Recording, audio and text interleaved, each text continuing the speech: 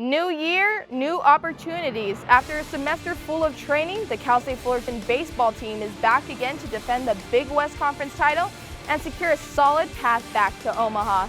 In this episode, we break down the Stanford series and we present our new segment, TSR On the Road.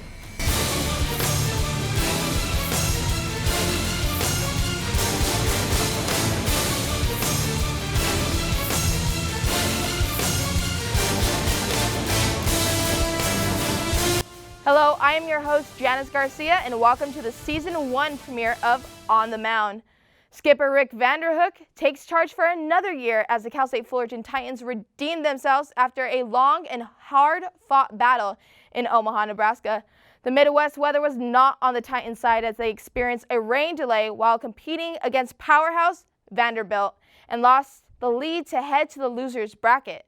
Thomas Eshelman controlled the strike zone, as he always does, and probably had one of his best starts of his career.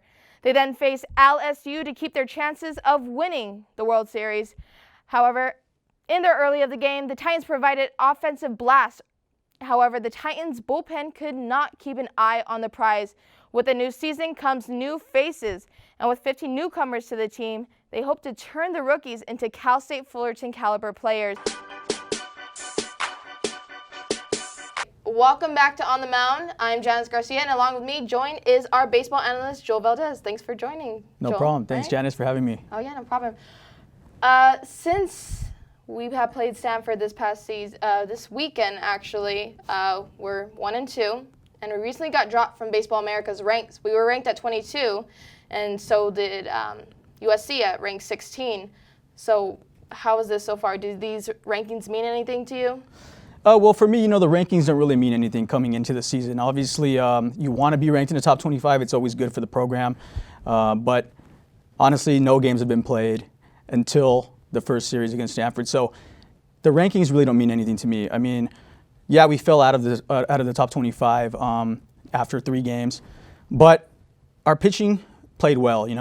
All 3 starters only gave up 2 earned runs. Our bullpen didn't give up any runs this whole series against Stanford. So. And we were missing 2 starters offensively and defensively as far as the middle infielders are concerned.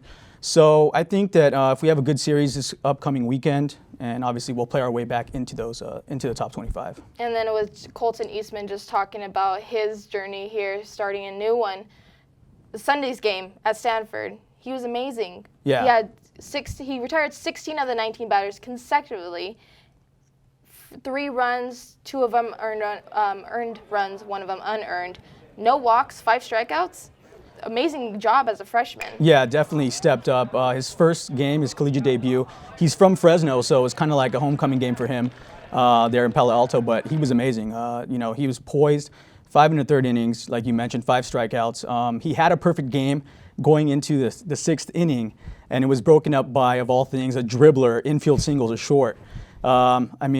He probably wouldn't have stayed in the game anyways. You don't want to leave your freshman in the game looking for a perfect game in his first appearance of the season of his career. But it was definitely a good thing, a good sign of what's to come this year for Eastman, as well as the rest of the pitching staff. I know, very high standards for him. Can he be the new Thomas Eshelman?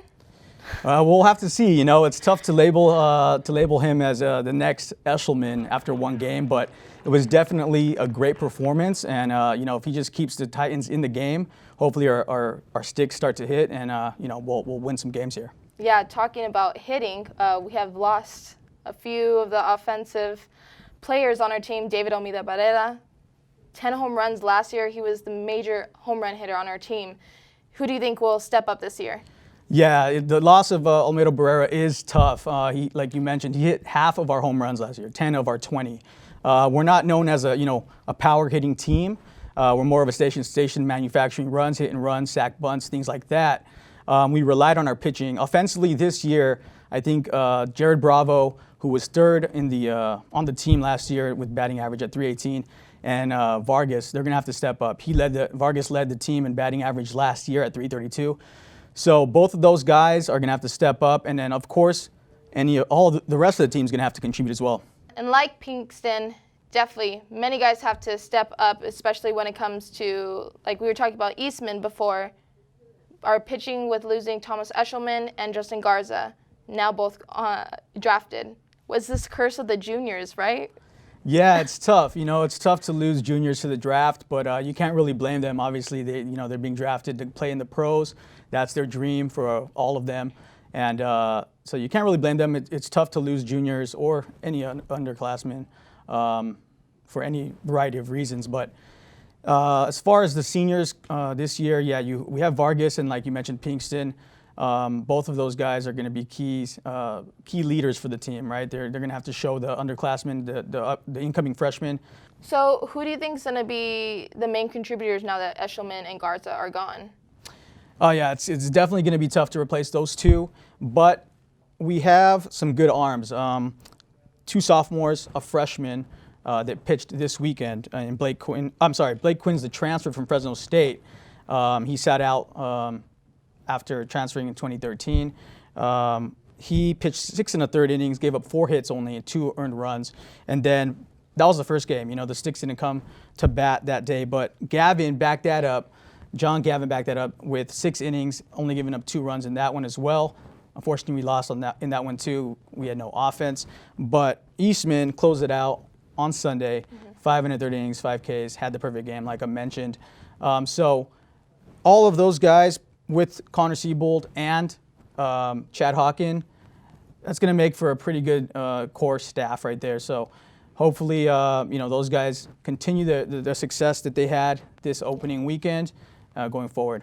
And then like the pitching, hopefully the offense does the same thing, making contact on the bat and not just waiting for the pitches to come to them. Yeah. Because that was the problem this weekend, or this past weekend. Definitely. So. The offense needs to they need to hit the ball a little bit better. I mean, it's simple as it sounds. That's what they have to do. Vargas led the team in hits this last weekend with 7, which was great. And I believe Pinkston, he had 3. Other than that, I don't think we had anyone else with 3 hits or more. So we definitely need to swing the bats a little bit better. But it's opening weekend, and I think we definitely will, swing the bat better going forward. Yeah, if the pitching is doing that well, offense has to come up and help along. Exactly. So. And now taking a little step further into the conference, we're going to have hopefully maybe the 29th straight conference win in Titan history. What teams do you think will, try to break that up for the Titans? I think it's going to be. We're definitely the favorite in the coaches poll. Big West Conference, we were voted to win the conference. So it's tough. I mean, when it comes down to the Big West Conference, UCI, Long Beach State, those are rivals of ours, and they're always going to bring their A game when they're coming here or when we're going over there. So they're always going to be prepared and give us their best shot. Nothing's set in stone as far as the predictions, but I think it should be competitive. Right now, we were the only team coming into the season ranked in the top 25. None of the other teams in the conference were, but things can always change. It's going to be a fluid season. We can go up, we can go down, and any of those other teams can do the same. So I think we're definitely the favorites, but we'll see. That's why we play the games. And building a resume. Now, what kind of resume do the Titans now have to build to become one of the top teams? Yeah, well, we're traditionally a great program. We're always scratching and clawing. That's kind of like our style of play, and we're going to have to continue that. I mean, we are respected. We are recognized as one of the top programs in the country, and I think our track record has proven that we deserve that respect.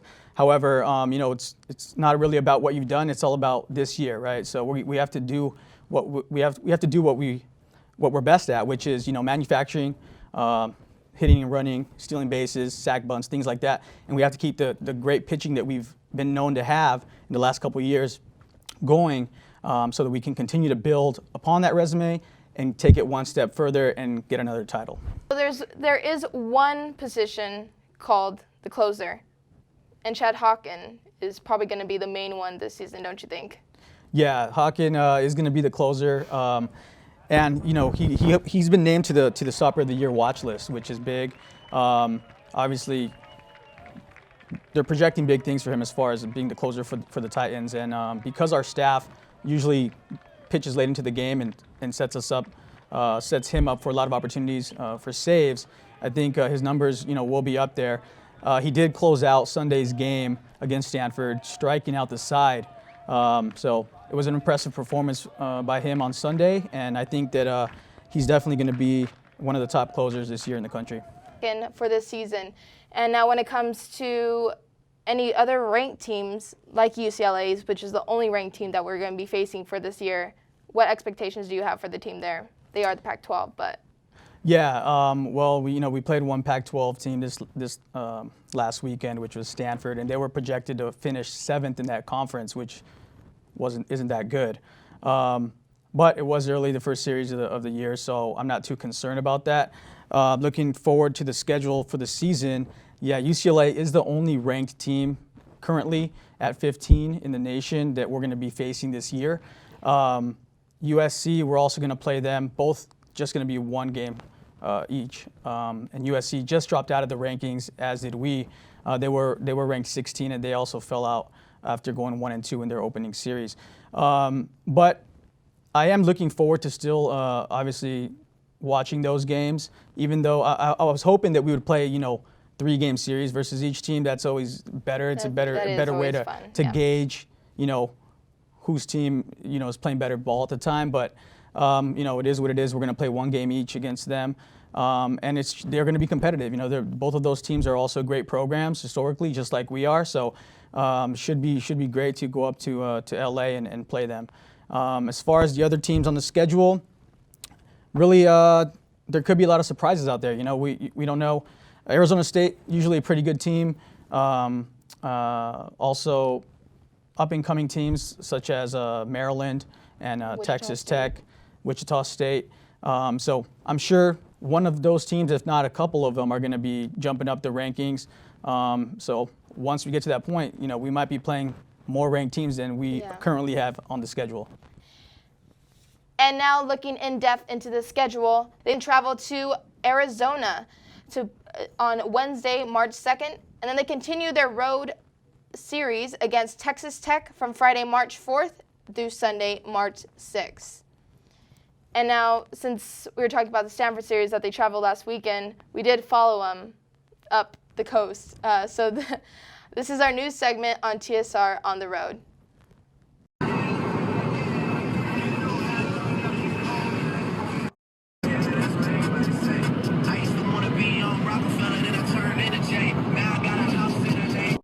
Can't even see.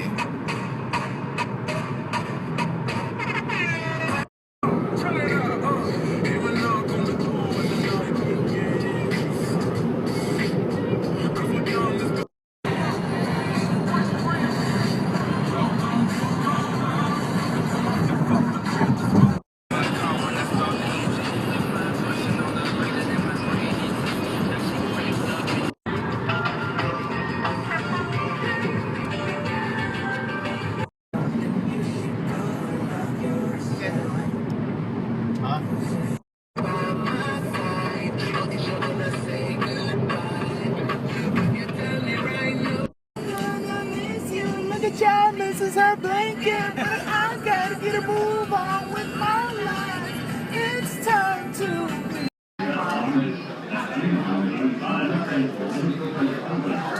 Here comes pitch number 11. Delivery. Right up the middle. Diamond. What a play. Woo!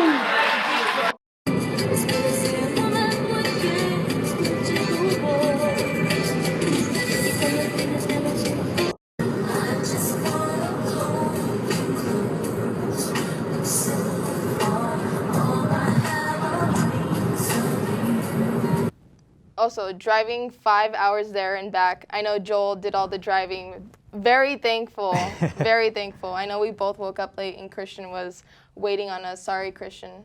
He's our producer, director right now. But it was just a fun road trip, and hopefully we get to do more, especially, not to Texas, but maybe to Arizona. But you guys will definitely be seeing more. What was your favorite part of the trip? Yeah, well, my least favorite, first of all, let me start with that one, was having to wake up at 3:30. Well, I technically didn't wake up at 3:30. Yeah, you didn't wake up at 3:30. I woke up later than that, and to a text from Christian asking where I was at. So we got a little bit of a late start, but we got there in plenty of time and safely. So it was just a good time. We got to go up there. The weather was great on Sunday. Yes, it was. Nice and sunny. And obviously, the best part, we won the game. So it was good to get that first win and not get swept in our opening series. So. I think we were the lucky charm. Yeah, Just saying. I think we were. So I think we need to go to more games and we might go undefeated. Well, thank you for watching On the Mound. I hope you enjoy the rest of the season as much as we do. For everybody at home, I'm Janice Garcia. And I'm Joel Valdez. See you next time. Bye.